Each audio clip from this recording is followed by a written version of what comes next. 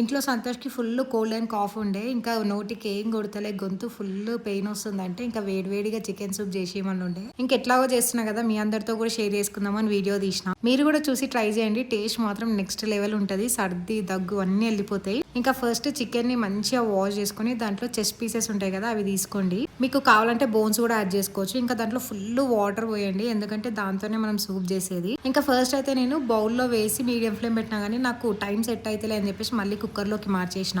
అప్పటిలోపు vegetables కూడా cut చేసి పెట్టేసుకున్నా. First ఒక పాన్ లోకి ఆయిల్ వేసుకొని దాంట్లో ఎల్లిపాయ ఇంకా జింజర్ చిన్న కట్ చేసి వేసేయాలి. తర్వాత ఆనియన్స్, క్యారెట్, ఇంకా మీ దగ్గర ఏ వెజిటేబుల్స్ ఉన్నా వేసేసుకోవచ్చు. ఇంకా అవి మరీ ఎక్కువ వేగన అవసరం లేదు, కొంచెం నార్మల్ గా వేగితే సరిపోతుంది. ఇంకా అట్లా salt, soya sauce, green chilli sauce, red chilli sauce and tomato sauce ఇవన్నీ కూడా ఎక్కువ వేయొద్దు, కొంచెమే వేయాలన్నమాట. ఇంకా అవి మంచిగా మిక్స్ చేసుకున్నాక చికెన్ 3 విజిల్స్ పెట్టినా నేను. ఇంకా వాటర్ ఉంటాయి కదా, చికెన్ బాయిల్ చేసిన వాటర్ అవి వేసేసి తర్వాత చికెన్ని కొంచెం స్మాష్ చేసేసి దీంట్లో వేసేయాలి. అండ్ అలానే మిరియాల పొడి వేసి మంచిగా కలిపేసుకోవాలి. నెక్స్ట్ ఒక బౌల్లో ఎగ్ తీసుకొని మంచిగా బీట్ చేసి దీంట్లో వేసేసేయాలి. అది మంచి మసిలేటప్పుడు కొంచెం కార్న్ఫ్లోర్ తీసేయాలి. ఒకవేళ మీకు థిక్ కావాలంటే కొంచెం ఎక్కువనే వేసుకోండి, నేనైతే కొంచెమే వేసిన. అండ్ లాస్ట్లో ఒక స్పూన్ నెయ్యి వేసేసి మంచిగా కొత్తిమీర ఎక్కువ వేయాలి, దానివల్ల టేస్ట్ మంచిగా ఎన్హాన్స్ అవుతుంది.